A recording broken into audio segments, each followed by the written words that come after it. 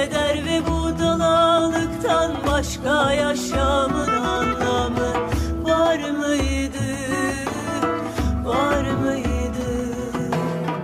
Aradığım aşkı bulduysam sendedir. Ya bu benim içimde dolaşan da kimdir?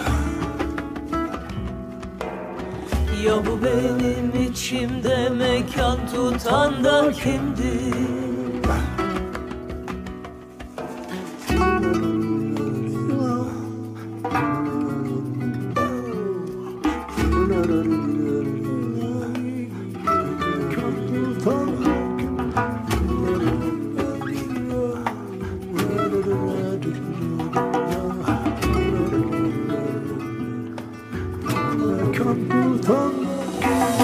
Yalnızca bir kırıntıydın içime ilk düştüğünde, vakitsiz anda.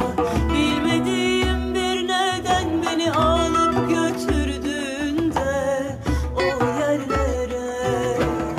Keder ve budalalıktan başka yaşamın anlamı var mıydı? Var mıydı?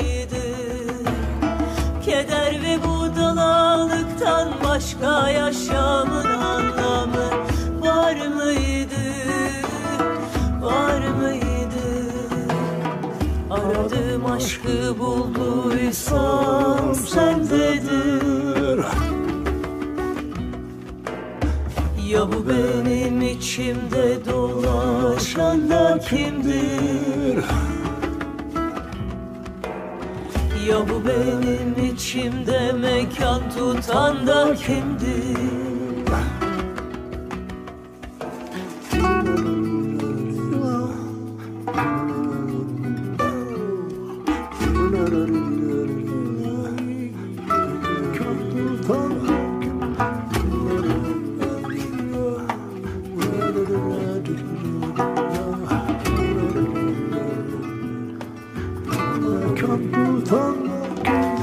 Adem evvelinden beri bir yanımız noksandır. Neylersin? Beni bu alemde divane gibi gezdiren sen değil misin? Geriye kalan yalnızca tanımadığım bu tendir, bu tendir. Geriye kalan yalnızca tanımadığım bu tendir, bu tendir.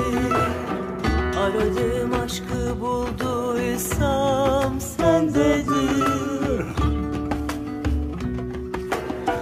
Ya bu benim içimde dolaşan da kimdir? Ya bu benim içimde mekan tutan da kimdir?